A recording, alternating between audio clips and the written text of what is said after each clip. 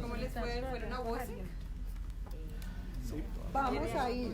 Van a ir al diferido de Voce. Sí. Y los que vieron en directo, ¿cómo les fue?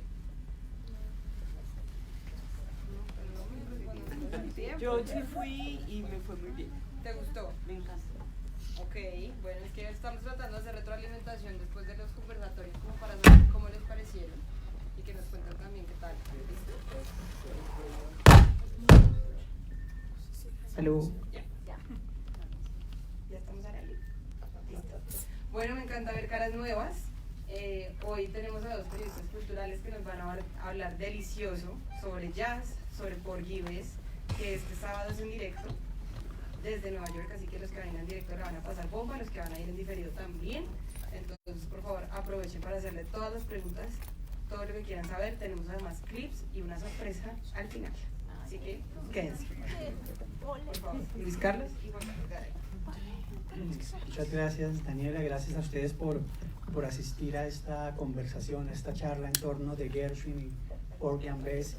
Y agradecer también la presencia de Juan Carlos Garay, que nos va a acompañar hoy. Ustedes lo conocen, es un periodista muy reconocido, especialista en temas de jazz y de música en general. Entonces, como siempre, pues vamos a conversar en torno de Porgy and Bess, y al final ustedes pueden hacernos algunas preguntas o hacer comentarios o simplemente expresar sus opiniones. Les hacemos circular el micrófono. Este sábado, como bien decía Daniela, va a ser el directo de Porgy and Bess. Empecemos como por un contexto demasiado general. Año 1935 es el año del estreno, una primera versión en Boston, una segunda versión en Nueva York. Sin embargo, la ópera debió esperar hasta los años 70 para presentarse en su versión completa de 3 horas, y eso va a ocurrir en la Gran Ópera de Houston. El compositor, el gran compositor norteamericano George Gershwin, y la letra o el libreto a cargo de su hermano Ira Gershwin y también de los esposos Hayward. Él era el autor de la novela Porgy, que Gershwin leyó en 1926. Se interesó muchísimo por el tema, que era un mundo marginal de comunidades afroamericanas en Carolina del Sur, y como era un enamorado de la música popular desde muy pequeño, había asistido a los clubes de jazz y de blues, hizo una mezcla muy interesante de ese mundo que conoció en su infancia en Manhattan, del blues y del jazz y de la canción popular, con la música clásica que también conoció por su primer profesor de piano y por otros maestros. Él era muy admirador de esos dos mundos y los pudo combinar de una manera admirable en la música. Sí, así es. ¿Se oye? Por debajo. A ver, ahora sí.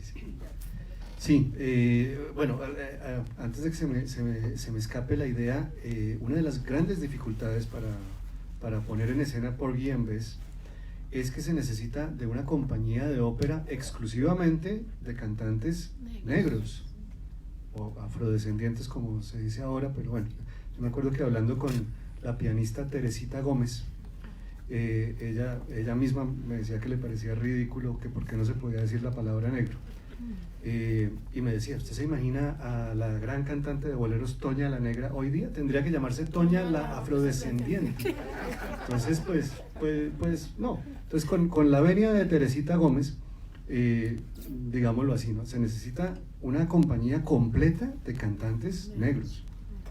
Y eso, pues no es fácil, porque entonces, ¿qué otra cosa van a montar esos cantantes negros? ¿Aída de Verdi? Pues no, o sea, entonces es casi que exclusiva esa ópera para esa compañía de la que estamos hablando. Es decir, hay que juntarla específicamente para montar esta obra. Eso me parece primero una gran dificultad, y ese es uno de los méritos que tiene este montaje del Metropolitan que vamos a ver el sábado. Y ya pasando al otro tema que decía Luis Carlos, la época, ¿no?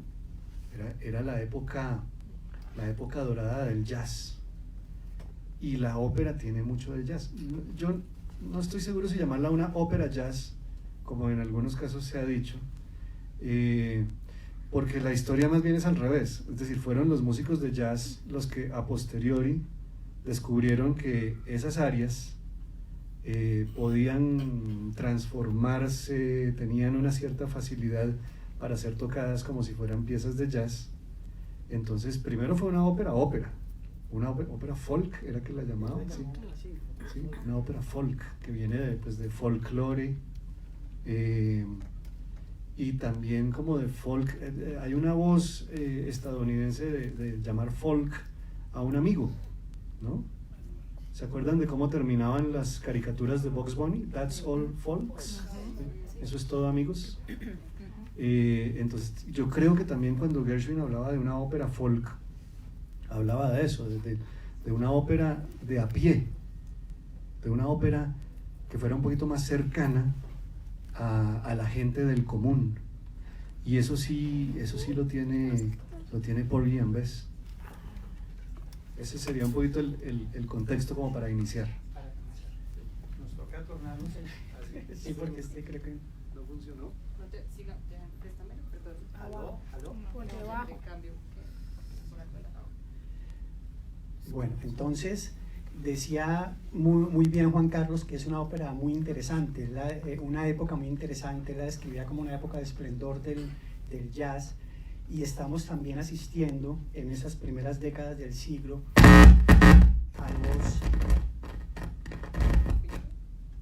a dos aportes tecnológicos que van a ser fundamentales en la historia de la divulgación musical, que es cuando empieza a hacerse popular la grabación de la música y cuando las ondas de la radio entran en escena, y eso va a cambiar el panorama de la música definitivamente.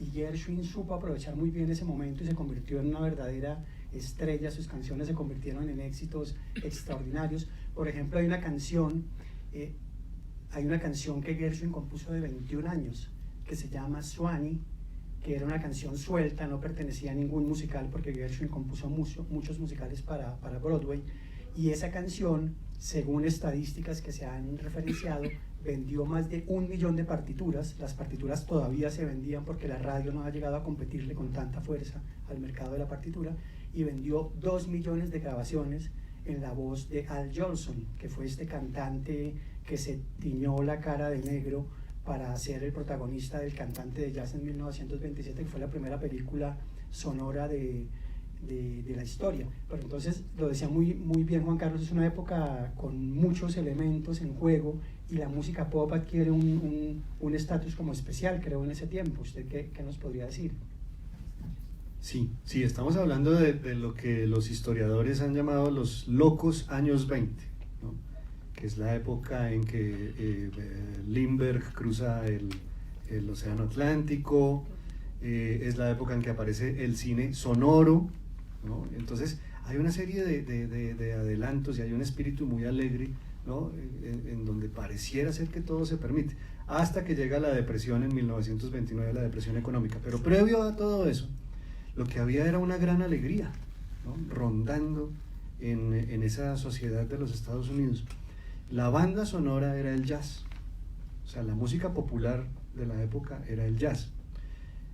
Y George Gershwin se afilia a ese circuito de compositores de canciones populares, que era lo que se conocía como Tin Pan Alley, una calle en Manhattan en donde estaban todas las oficinas de los compositores de éxitos, una fábrica de éxitos musicales, y la gente que requería canciones, bien sea para sus orquestas o para sus shows de radio o para sus espectáculos musicales, se dirigía allá y decía: yo vengo a comprar canciones. Y entonces entraba pues a unas oficinas, cada oficina muy pequeñita, lo que sí tenía era un piano vertical, y cada uno de estos compositores decía: mire, yo le ofrezco estas canciones, y le tocaba unos fragmentos de unas melodías, hasta que de pronto el hombre decía: esa me interesa, se la compro. Ese era el negocio de la música popular antes de que la radio, como dice Luis Carlos, tuviera todo ese auge. Así era como funcionaba la música popular, y George Gershwin con 16 años empezó a trabajar ahí. Entonces él tenía ese gusto por la música popular, esa formación dentro del lenguaje del jazz, pero paralelamente tenía una inquietud hacia la música clásica, sin haber tenido estudios formales de música clásica. O sea, estamos hablando de un músico nato, genial, en ese sentido. Dice la leyenda, uno no sabe qué tan cierto sea, pero dice la leyenda que un día saliendo de Timpanali, se metió por detrás de una sala de conciertos que podría ser el Carnegie Hall, ¿cierto? Pero por la parte de atrás donde están los camerinos, y alcanzó a escuchar a un violinista clásico que estaba en ese momento ensayando una pieza para violín que podríamos imaginarnos que sea, no sé, una de las partitas de Bach, por ejemplo, no sé, y que quedó fascinado con ese sonido del violín y con ese lenguaje de la música clásica, y que ahí vino como el despertar, ¿no? Como que aparte del lenguaje que él conocía, que era el lenguaje del jazz, él también tenía esa inquietud, quería acercarse al lenguaje de la música clásica, y entonces viene un primer experimento en 1924, que si quieren nos detenemos a comentarlo, y es una obra para piano y orquesta que se llama Rhapsody in Blue. ¿La comentamos? Sí, yo pienso que ustedes la conocen. ¿Sí se está amplificando? No, está... No, pero sí, no sé. Ustedes la conocen, ¿no es cierto? Sí. Si queremos una referencia bien popular y bien colombiana, el comercial de la propaganda de camisas Ratzel, la camisa alemana, que comenzaba ese solo de clarinete tan hermoso. Ese es el comienzo de Rhapsody in Blue, y como lo dice muy bien Juan Carlos, es un primer experimento en el que él quiere, digamos, cohesionar estos dos mundos, ¿no? El mundo que él conocía también de la música popular, del jazz, del blues, y la música clásica que él tanto admiraba, porque él con un oído estaba atento a lo que ocurría con los grandes del jazz y los grandes del blues, y con el otro oído estaba pendiente de las innovaciones de Schoenberg, de Ravel, de Alban Berg, de Debussy, a quienes admiraba profundamente, porque como lo decía Juan Carlos, era un músico verdaderamente de genio. Entonces Rhapsody in Blue se estrena con muchísimo éxito en 1924, con él mismo en el piano. Él desarrolló sus habilidades de pianista también desde muy temprano y se convirtió en un pianista de muy buen nivel, que era capaz de tocar Rhapsody in Blue, que tiene exigencias técnicas importantes, que puede tocar el concierto para piano y orquesta que va a componer después. Y en Rhapsody in Blue yo creo que se nota también que Gershwin admiraba la música de Rachmaninoff, ¿no? Hay un pasaje por allí central muy romántico, muy apasionado, con una melodía lírica muy bella que parece compartir la vena melódica con Sergei Rachmaninoff. Es una obra para piano y banda de jazz, que es la versión original, que después se hizo también para piano y orquesta sinfónica. Exacto, ese diríamos que es el primer ejercicio que haya salido triunfante de acercamiento entre esos dos lenguajes, ¿no? Entre jazz y la música clásica. Es una obra pues espectacular, recomendadísima.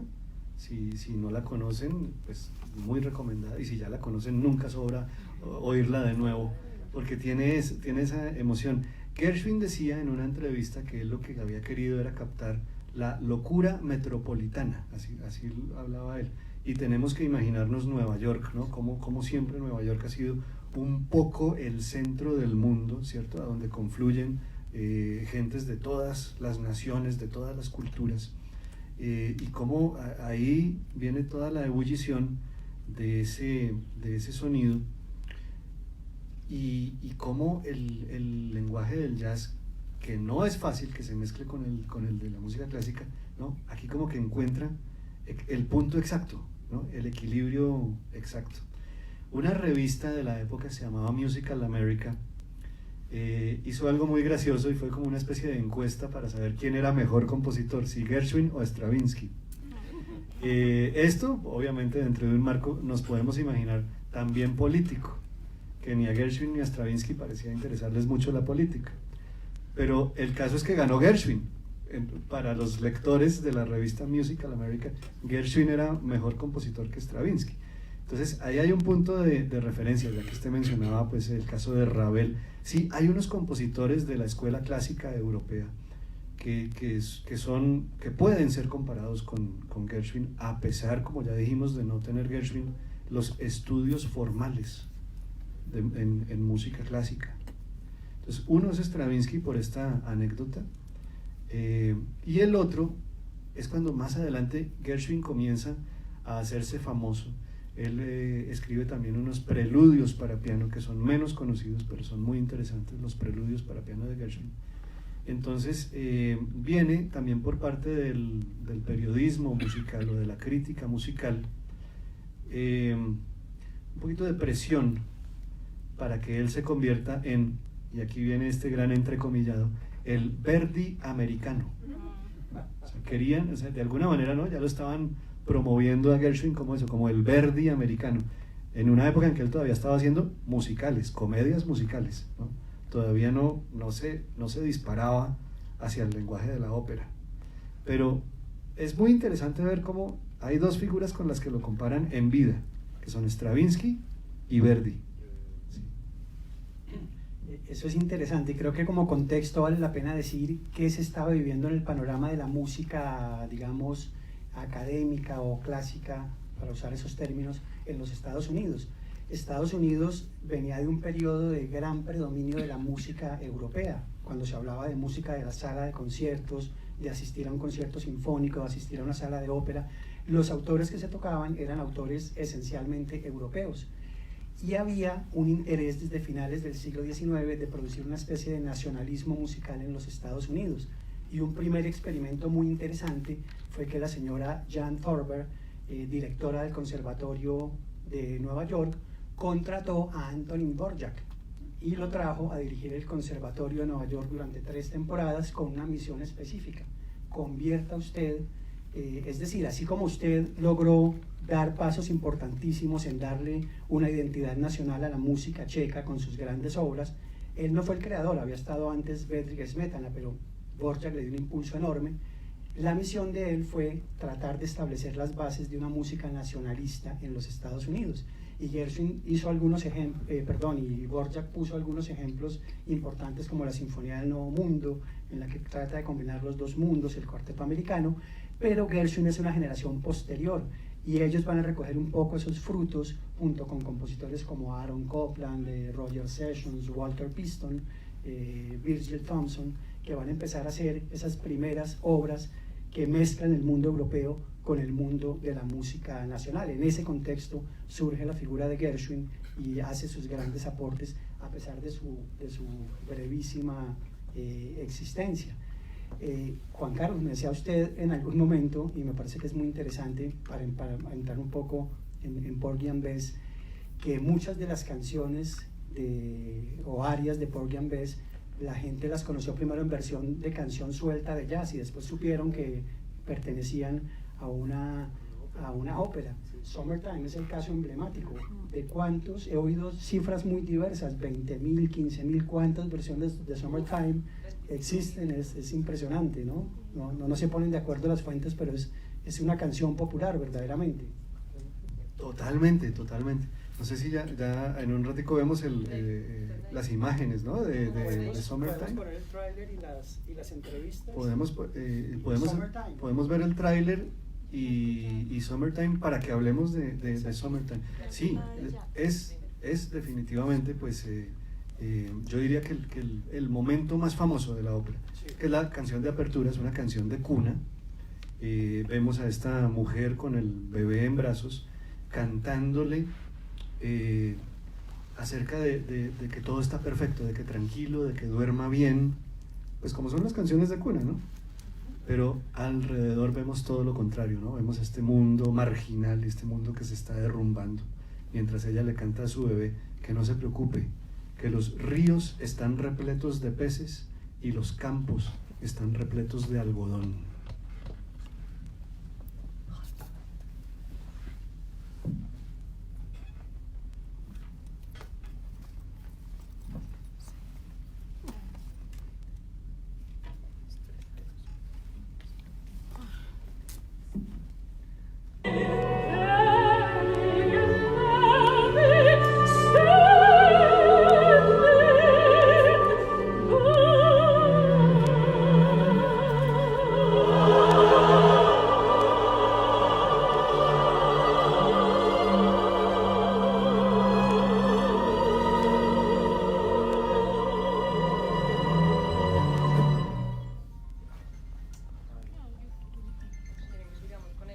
Sí, sí, aló.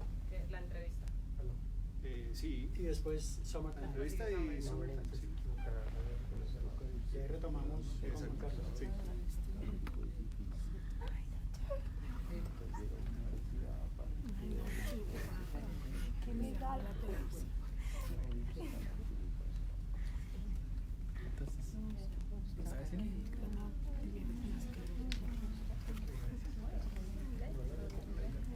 No, es el trailer, no es el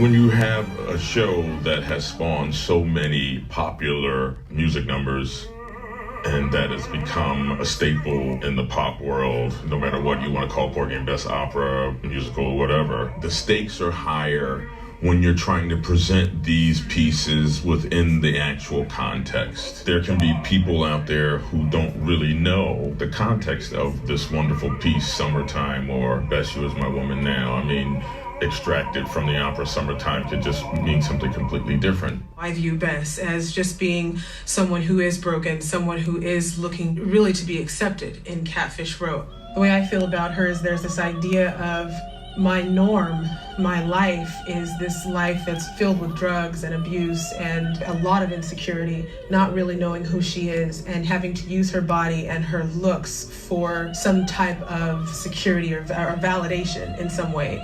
But then when she meets this man who doesn't abuse her, he isn't a drug abuser and he actually loves her, he takes care of her. The way she sees him is, wow, in a way it's kind of like Violetta, I guess, when she says, you know, is this possible to have a real love? Like, does that actually exist? Something that is a true unconditional love. And I think that's what she's looking for. Porgy and Bess is a huge show. It is a grand opera on an epic scale. So it requires a production that is as epic. The wonderful set designer, Michael Jurgen, has created Catfish Row. It's a set that moves and changes, and we get to see it from all different angles, which is really exciting. And we set it pretty firmly in the 1920s, 1930s. Kathy Zuber is the wonderful costume designer, and every individual in the chorus has a story, and it's like their stories are told by what they wear. So it has a beautiful palette. It definitely evokes a seaside community, which it is, in Charleston, South Carolina. It's a grand, beautiful, colorful, but austere production. I would say it has a certain cinematic sweep to it, but ultimately it's an extremely theatrical production. People always asking me, oh, is it an opera or is it a musical? It's whatever who's putting it on wants it to be. You know, I mean, after so long, a piece of art is birthed to the world, and it's a gift, and you know, people are going to interpret it in different ways. You know, I grew up in the church. My dad was a pastor. So there are moments where I really don't feel operatic. I don't know how to really explain that. I guess like the Promised Land, just before that's really, to me, that's not about opera, it's about a feeling. And if it comes out opera, then so be it. The reason why this has managed to stay in the hearts of people all over the world for 85 years is because it does resonate with people's hearts. And it's true, like we said earlier, it's very true that the characters could be anybody from any language, any background, any country, anywhere. The story itself is really, truly universal.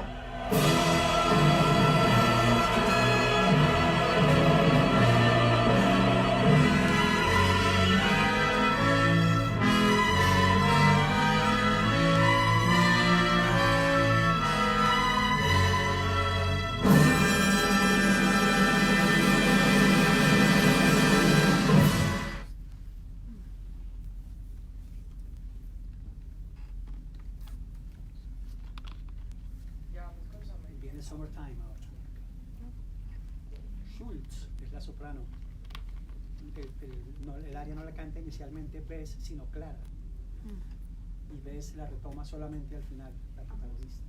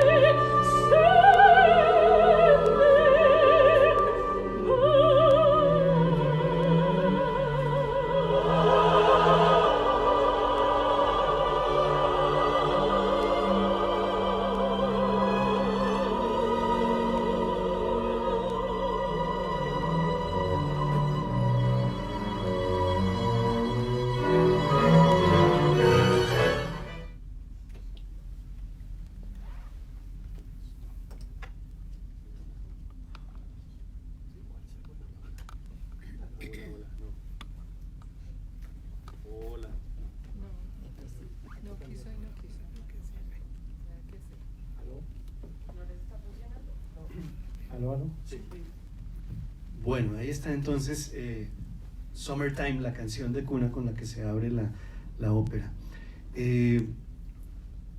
Yo pues voy a contar una anécdota. Yo la primera vez que escuché Summertime, yo la escuché como una pieza de jazz. O sea, yo no estaba enterado de que esto hacía parte de una ópera. El disco de Ella Fitzgerald, del concierto en Berlín, el recital de Berlín de Ella Fitzgerald, ahí ella canta Summertime, con un acompañamiento además típico de jazz, que era piano, contrabajo y batería. Entonces para mí, esa era una pieza, pues eso es un blues. O sea, yo la primera vez que lo escuché, yo dije, eso es un blues, y cómo lo canta de bonito Ella Fitzgerald, y eso sí lo sigo pensando. Después, entonces, ya conocí un álbum más completo, que es el álbum Porgy and Bess, de Ella Fitzgerald con Louis Armstrong, que fue en el año 1958, y después de eso pues ha conocido varias reediciones. Creo que fue el disco que popularizó finalmente la ópera. Es un disco no apto para puristas, pero es que yo creo que de todas maneras pues esta ópera en sí misma no es purista. Entonces era muy fácil tomar simplemente las melodías, convertir esas áreas como en unos estándares de jazz y poner a Louis Armstrong a que hiciera de Porgy y a Ella Fitzgerald a que hiciera de Bess, y grabar un disco de larga duración con esos duetos de amor y esas canciones, sumándole además la trompeta de Armstrong. Es decir, por momentos pareciera que George Gershwin hubiera compuesto estas canciones no pensando en una voz de soprano o en una voz de tenor, sino pensando en cantantes de jazz. A mí me da esa impresión. Me sigue sonando así, por supuesto. Bueno, veo esto que acabamos de apreciar, escucho esto y digo, claro, también funciona así. Pero es que como yo primero lo conocí como una pieza de jazz, entonces para mí es eso, ¿no? También funciona como ópera. Qué interesante, qué genio era Gershwin para haber hecho algo que se pueda escuchar igual en ambos mundos. Sí, verdaderamente. Y hace poco estaba pensando que nació exactamente un siglo después de otro genial compositor de canciones. Estaba pensando en eso precisamente, Franz Schubert. Nace en 1797 y Gershwin nace en 1897. Schubert, en una vida un poco más corta, compuso más de 600 canciones. Gershwin llegó a 700, le han contado por lo menos, muchas de ellas con letra de su hermano Ira, que le sobrevivió muchos años. Era 2 años mayor que Gershwin, había nacido en 1896, pero murió en 1983.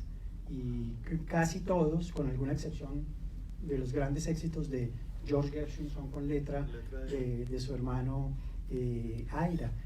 Esta ópera, como decíamos, se estrenó en 1935. No llegó a tener el éxito que tenían los musicales de Gershwin en ese momento. Gershwin tuvo musicales que se presentaron en Broadway por semanas completas con éxito rotundo.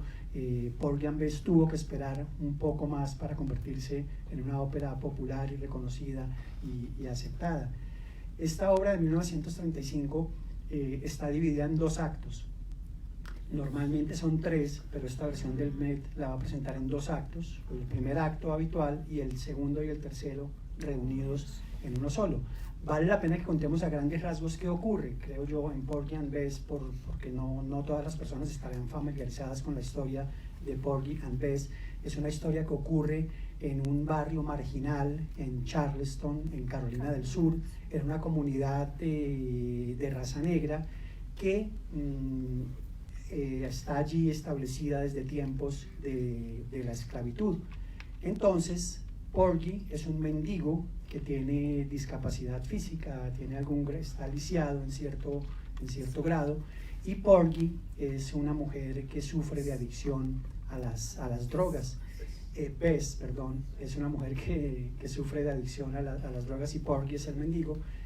Y Bess sufre presiones de 2 hombres, su esposo Crown, que es un hombre pendenciero que tiende a la violencia, tiene algo de proxeneta, y Sporting Life, que es un personaje satírico, un personaje con voz de tenor, que permanentemente llega a ofrecerle y a tentarla con drogas. Entonces, en ese mundo marginal, difícil, en el que ocurren cosas cotidianamente muy duras, sucede esta extraña historia de amor de Porgy and Bess. finalmente pues Bess va a partir con Sporting Life y Porgy va a perseguirla a Nueva York. Pero en este primer acto nos muestran como toda la escena de ese mundo marginal de Catfish Row, como se llama el sitio específico donde ellos viven, y nos hablan de un juego de dados. En ese juego de dados ocurre un crimen, el esposo de Bess es asesinado y la gente se aleja un poco de Bess en ese momento, pero Porgy, que siempre ha estado interesado en ella, le ofrece refugio en su casa y le ofrece protección, y Bess se va a vivir con Porgy y así empieza la relación entre ellos. Precisamente el siguiente pasaje que tenemos tiene que ver con la muerte de Crown, perdón, la muerte de Crown, y es el pasaje que vamos a ver a continuación. Lo tenemos. My man is gone now. No, perdón, estoy equivocado. Perdón, antes de el asesinato es de Robbins. A quien asesinan es a Robbins, que es el esposo de Serena, un personaje importante dentro de la comunidad, pero el asesino es Crown, y Crown es el esposo de Bess, y tiene que huir por este crimen, y esa es la razón por la cual Bess se queda completamente solo. Estaba trastocando los personajes. Entonces este es el momento en el que se lamenta la muerte de Robbins a manos de Crown.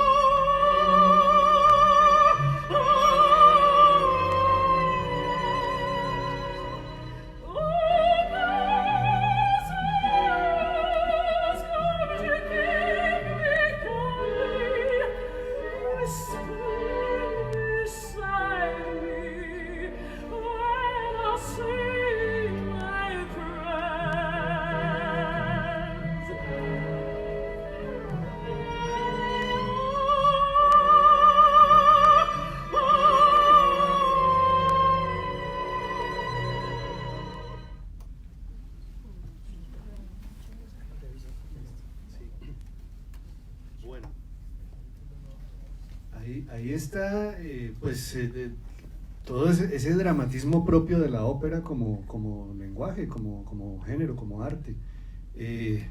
¿No? El lisiado, la drogadicta, o sea, la historia es una historia fuerte, ¿no? Pero es que la ópera en términos generales siempre ha manejado esos niveles de tragedia y de dramatismo, a no ser que sea ópera cómica, que eso es otro cuento. Tanto así que yo creo que cuando la trataron de pasar al cine, además con un tremendo actor, Sidney Poitier, en el papel de Porgy, a esa película no le fue bien en taquilla, y yo creo que es porque Hollywood pues no estaba acostumbrado a esos niveles de drama que sí tiene la ópera. Entonces la ópera funciona como ópera y funciona, como ya lo dijimos, fragmentada como piezas de jazz, funciona perfectamente. Por aquí estaban hablando, es que Daniela sí tiene el dato, 25.000, ¿no? Más de 25.000 versiones. 25.000 versiones de Summertime que se hayan grabado, ¿no?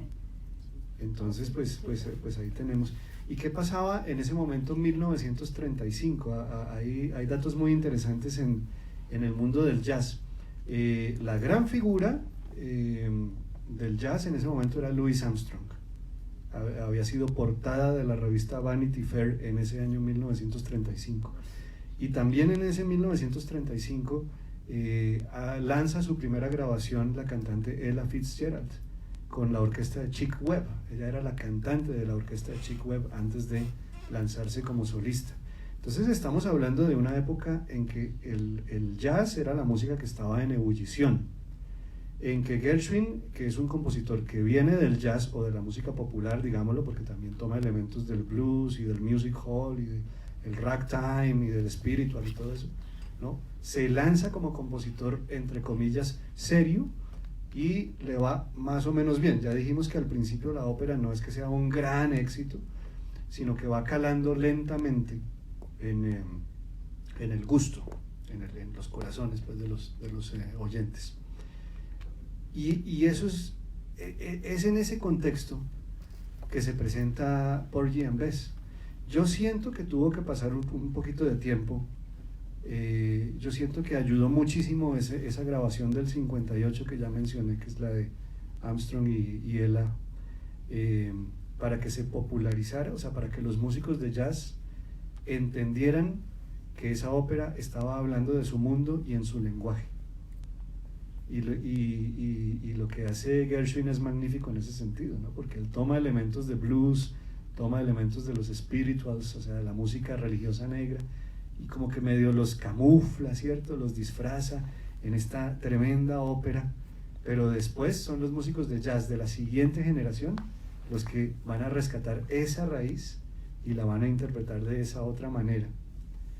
Eso es lo que va a suceder entonces en ese momento. Y versiones, usted hablaba de una versión de los años 70 de Porgy and Bess. La primera versión que se presentó ya completa como ópera es de Houston en los años 70, la gran ópera de Houston. Claro, yo me imagino que tiene que ver con eso, es decir, que sí tuvo que pasar un tiempo para que la gente asimilara un poco todo lo que sucede aquí en estas 3 horas, que es muy intenso, muy intenso. Otra anécdota, sí hay personajes blancos en Porgy and Bess, pero solamente aparecen en una escena y no cantan. Miren ustedes lo significativo, los blancos no cantan en la ópera de Gershwin. Eso es muy significativo, ¿no? O sea, estamos en un medio, ¿no?, en donde todo es negro, es el universo afroamericano. Y los blancos que llegan, por cierto, son policías, ¿no? Llegan un poco como intrusos porque están haciendo una investigación y se van rapidito y no cantan. Eso es una cosa... Exactamente, eso es bien interesante que lo señale Juan Carlos, y es una de esas escenas ocurre en este acto, después de la muerte, después del asesinato de Robbins a manos de Crown, el esposo de Bess. Por supuesto hay una indagación por parte de los detectives que llegan a hacer preguntas en el entorno y generalmente no consiguen nada, ¿no? Hay como una ley también ahí del silencio, de ocultar.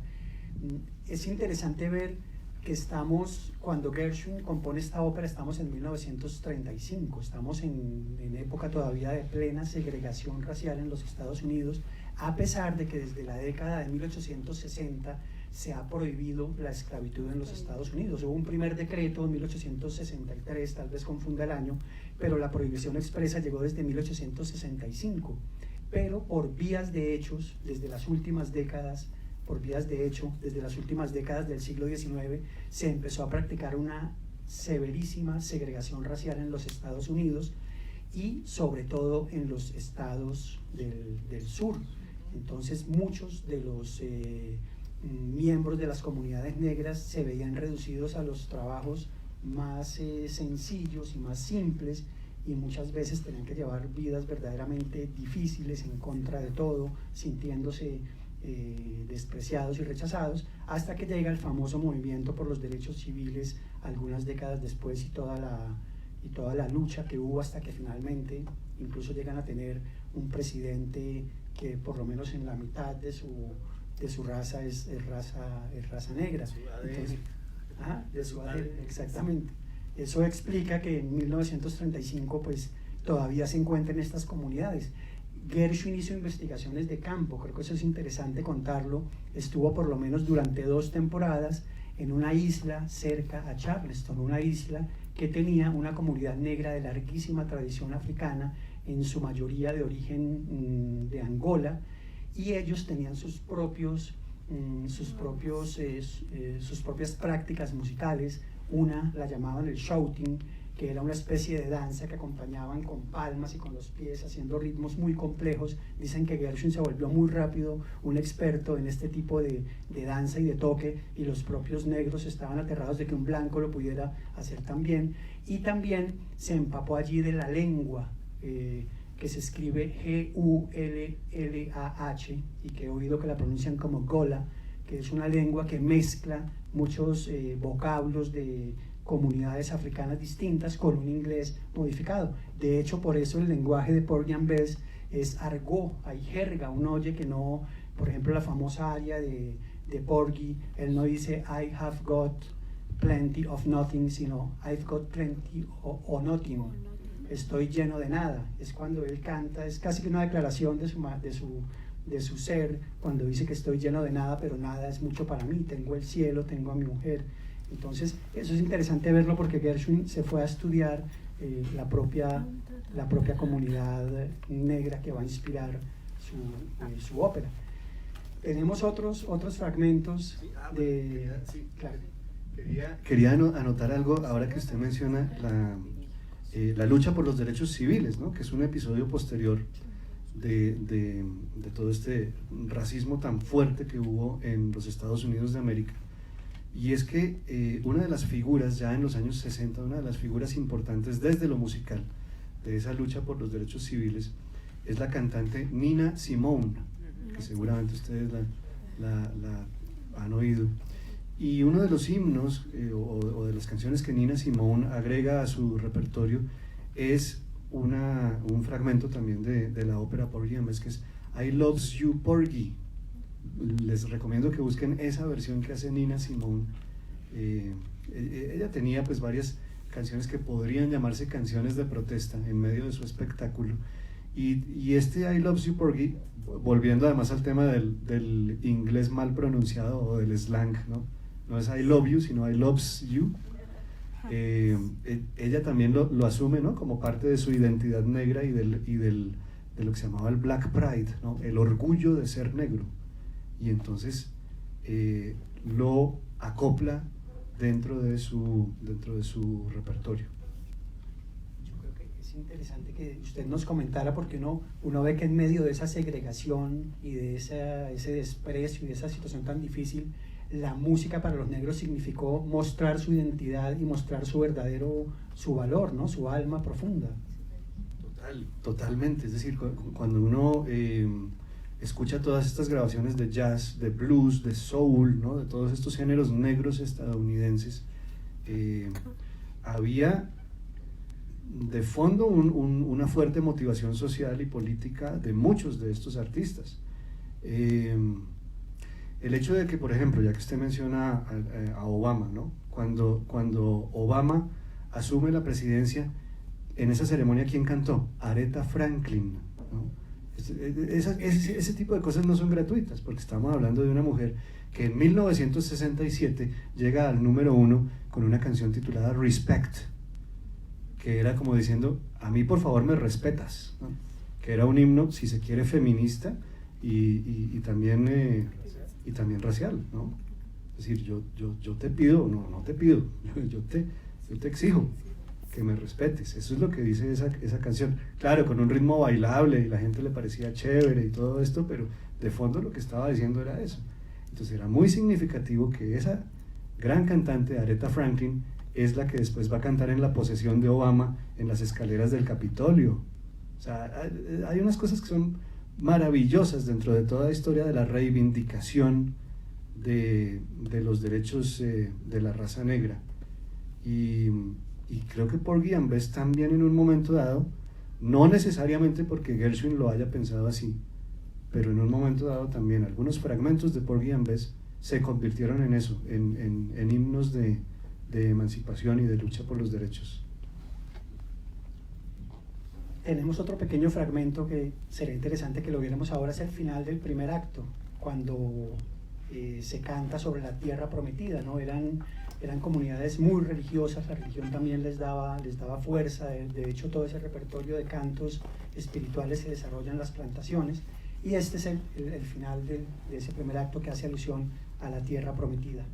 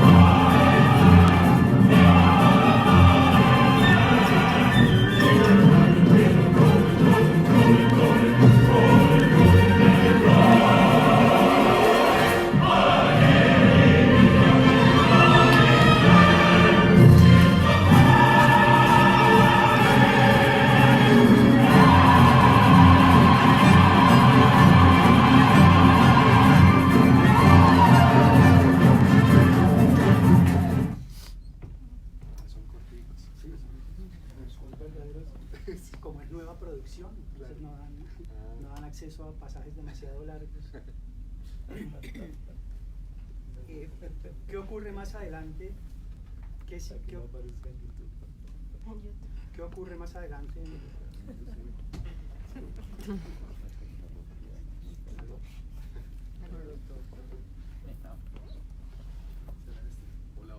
Probando. Sí, hay que esperar un poquito. Hola. A que se caliente el tubo, los tubos. Hola. No, a mí no me... Bueno, ¿ustedes oyen? ¿Sí me alcanzan a oír? Sí. ¿Atrás me oyen? Hola. Bueno. Pero aquí ya. ¿Qué sigue ocurriendo entonces en la ópera Porgy and Bess? Empiezan una nueva vida, Porgy, Bess, la mujer drogadicta, y este hombre viciado, ante la ausencia de Crown, que por el crimen cometido ha tenido que escaparse. Entonces, posteriormente se establece esa relación de ellos dos, y hay en la ópera hay por lo menos 2 escenas de amor, y aquí tenemos parte de la primera, que era la que usted... Con el slang, ¿no? You is. Exactamente. Con el slang, ¿no? No dice you are my woman, sino you is my woman. Sí. Que es el siguiente pasaje que tenemos para oír, para hablar. Esta también estaba en el disco de Louis Armstrong y Ella Fitzgerald, y la versión es bellísima, bellísima. Cuando cantan ellos, claro.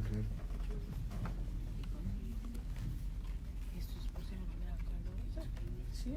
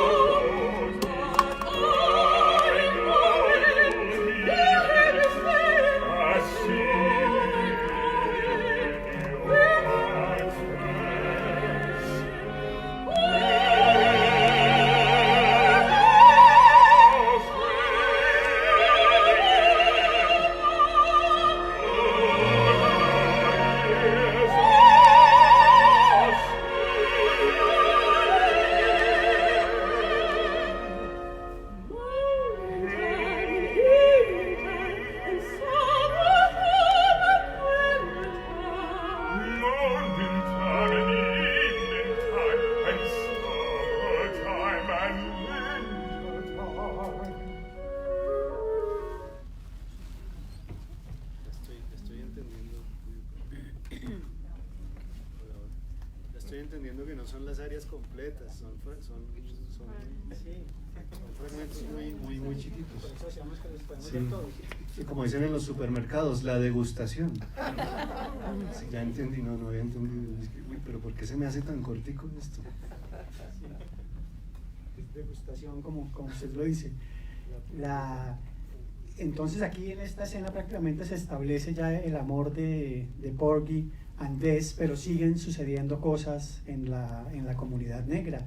Se desata una enorme tempestad. Esa tempestad hace que uno de los pescadores muera, que se llama Jake, que es el esposo de Clara, quien le ha cantado Summertime a su bebé al comienzo de la ópera. Clara sale a rescatar a su esposo y también muere víctima de la tempestad. Esa hija queda desamparada, y es cuando Bess tiene la ocasión de hacerse cargo de la niña, y sobre todo tiene la ocasión de cantar Summertime en una versión abreviada hacia el final de la ópera. Cuenta el anecdotario que originalmente la intención de Gershwin era que este pasaje fuera exclusivamente de Clara, pero Anne Brown, la primera Bess de la historia, casi que le suplicó a Gershwin que de alguna manera ella quería cantar Summertime, entonces hizo un pequeño cambio para que al final ella, acudiendo al bebé desamparado, cantara un pasaje de Summertime. Posteriormente, ¿qué ocurre en la ópera? Hay un picnic. En ese picnic va toda la comunidad, es un acto festivo, van a comer, van a bailar, van a tomar. El siguiente pasaje que vamos a ver tiene que ver con esa escena del picnic, hace parte de un ensayo, pero en ese picnic aparece la figura amenazante de Crown y obliga a Bess, su esposo, que se ha ido por el crimen, y la obliga a permanecer por ella por algunos días, aunque después vuelve con Porgy. Esta escena del ensayo que vamos a ver a continuación nos habla de ese momento festivo del picnic en una isla cercana a Charleston.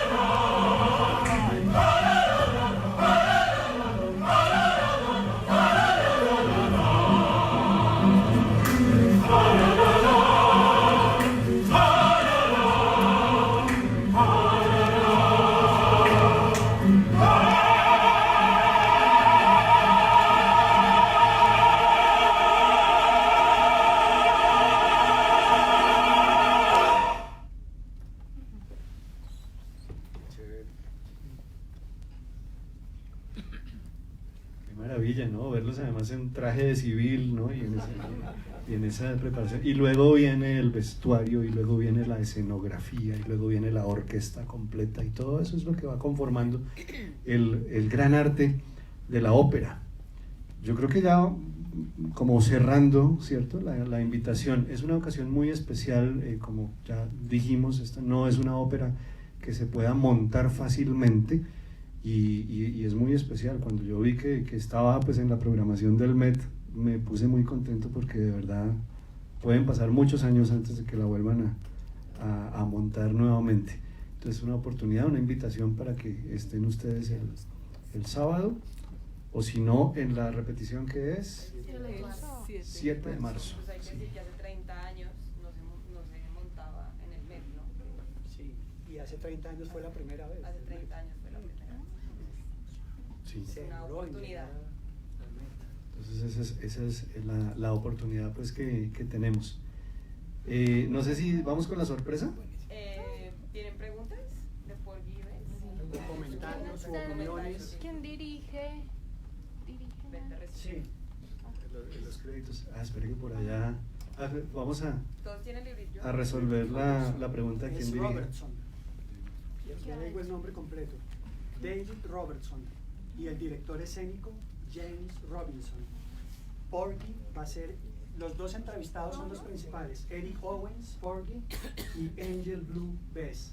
Bajo, barítono él, soprano. Por allá una pregunta. Juan Carlos, en realidad es muy chévere el conversatorio, muy amables. Tengo dos preguntas a nivel musical que me gustaría saber si tienes esa información. Gershwin está haciendo como una fusión, una mezcla entre esos dos mundos que tú hablabas. La orquesta como tal decidió dejarla, en el jazz se usaba la Big Band, ¿no? Claro. ¿Decidió dejar una Big Band o decidió dejar una orquesta clásica? ¿O es una fusión entre las dos? Y la segunda es en la nivel de la canto. Digamos que en la ópera se trabaja el bel canto, eso viene de Italia, es europeo, y en el jazz es otra técnica, y él conserva, digamos, ese bel canto de esa historia de la ópera. ¿Será que eso la hizo un poco impopular al principio? Ok, entonces vamos con la primera. Gershwin, los primeros ejercicios sinfónicos de Gershwin sí son con jazz band, ¿no? con la orquesta, pero la orquesta en el imaginario de él era la orquesta de jazz, que no es muy distinta, para que tengamos un referente más cercano a nosotros, de las orquestas tropicales de la época de oro de Colombia, como la orquesta de Lucho Bermúdez o la de Pacho Galán. Ese es el imaginario de orquesta que manejaba Gershwin cuando él compone Rhapsody in Blue. O sea, Rhapsody in Blue es inicialmente una pieza para piano y orquesta, entendida orquesta como esa formación de jazz. Después se hizo la versión sinfónica. Y ya cuando hizo Porgy and Bess, que es pues, digamos un paso más en su evolución artística, ahí sí ya él maneja el lenguaje de la orquesta sinfónica. Y la segunda pregunta era sobre las técnicas de canto, ¿no? Lo mismo, es decir, yo creo que la comparación con Verdi también era porque él estaba un poquito interesado en mirar qué estaba pasando allá, al otro lado del Atlántico, y entonces también pues escribe una ópera que es para voces líricas, pero claro, como su bagaje era de jazz, pues eso hace que después fácilmente pueda volverse jazz, ¿no? ¿Alguna otra pregunta? Es como una mezcla de dos comentarios que ustedes hicieron. Es que leí, pues yo tengo una cosa sobre esto. No están oyendo. Es una mezcla de los dos comentarios. Lo bueno de esta ópera, el pecado que cometen es que la convierte en una ópera muy académica.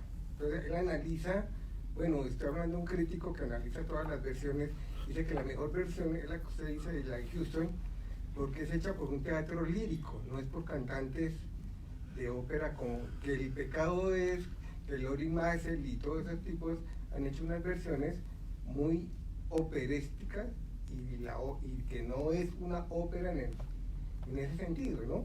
Sino que es una cosa intermedia. Y rescata que este director, el que vino acá, el de la Filarmónica Berlín, Simon Rattle, es el único que no la deja que se compara, y el tipo más o menos a ese nivel dice, el tipo es el único que no la vuelve muy académica, ¿no? Entonces dice que la mejor versión es la de Houston, porque es una mezcla que no es totalmente ópera, es un poco lo que decía Juan Carlos Garay, que es una mezcla y que es hecha por un teatro lírico, no por cantantes de ópera profesional.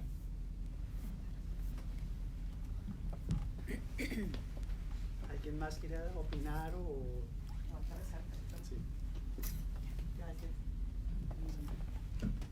Juan Carlos o tú, ¿qué elementos consideran que son más de jazz y más de ópera en esta obra? En cuanto a ritmos o... A ver, yo siento dos grandes raíces, que son el blues y el spiritual, ¿no? El blues lo siento mucho en momentos como Summertime, es decir, como en las piezas más lentas,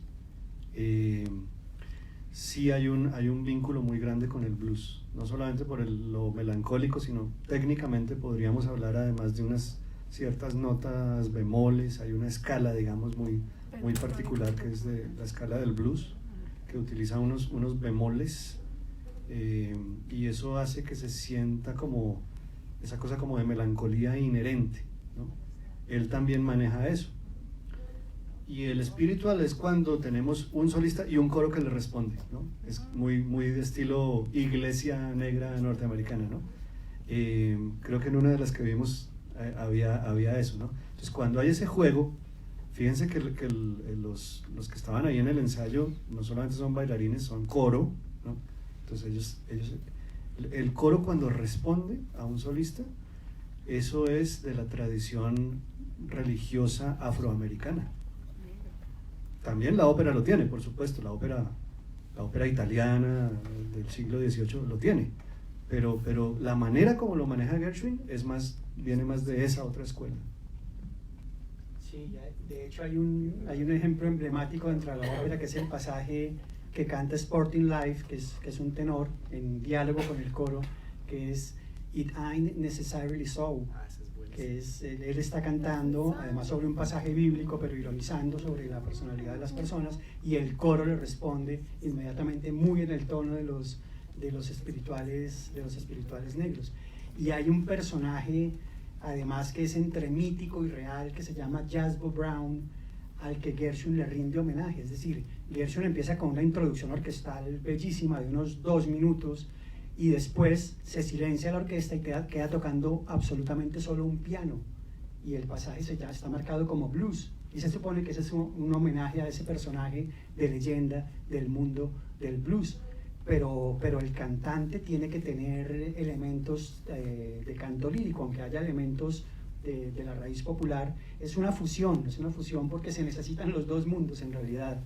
Algún comentarista decía que, por ejemplo, en Summertime se necesitaba el espíritu para cantar un blues, pero que también había que tener esa calidad del canto casi que belliniano para mantener un legato en ciertos momentos. Entonces es una fusión como entre esos dos mundos. Me parece a mí siempre hay que acudir a ambos, ¿no?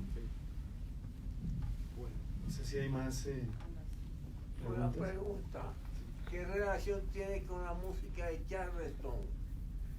Pues el Charleston era una de las corrientes populares de aquella época, así como también el ragtime, ¿no? que es esa música. Cuando uno ve hoy día películas de cine mudo, pero con la banda sonora original, ¿no? Eso del ragtime y el Charleston, que es un poco posterior, son todas de la misma raíz negra. Entonces, digamos que son todos como pequeños géneros cobijados bajo esa gran sombrilla que llamamos jazz.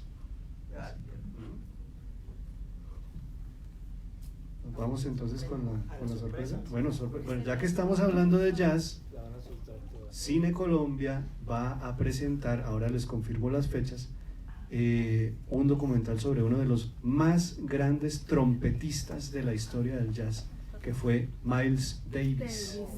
Entonces creo que tenemos el tráiler de Miles Davis. Esa era la sorpresa que les queríamos presentar.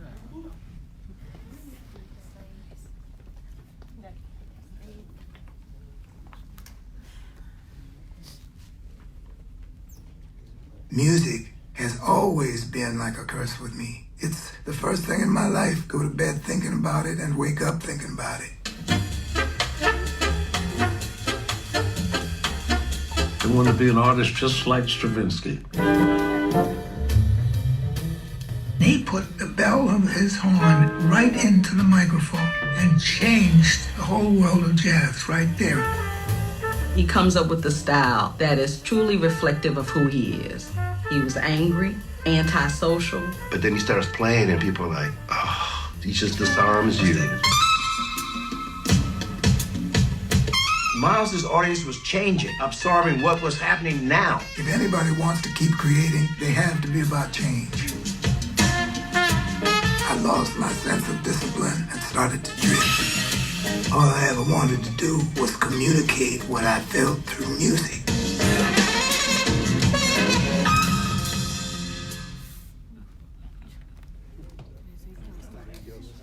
Febrero 13 y 14, documental de Miles Davis, para que no lo olviden. Jueves 13 de febrero a las 8 de la noche y viernes 14 de febrero, o sea, sí, San Valentín. No se oye. Perdón, repito fechas. Entonces, 13 de febrero, que es un jueves, a las 8 de la noche, y el 14, que es un viernes, 12 del mediodía y 8 de la noche. Son únicas funciones, no se lo pierdan, está muy chévere. Así que los invitamos, muchas gracias por acompañarnos hoy. Los esperamos en el conversatorio de Agripina, que probablemente es la última semana de febrero, porque Agripina en directo es el 29 de febrero. Entonces, para que lo tengan en mente. También este Facebook Live siempre está, valga la redundancia, en Facebook, en la cuenta de Cineco Alternativo y en la cuenta de Cine Colombia, si lo quieren compartir. La entrada es libre, siempre nos pueden confirmar con quién vienen, como para tener un poco más de idea del aforo, a eventos@cinecolombia.com, para que lo tengan en mente, y muchas gracias por venir. Gracias.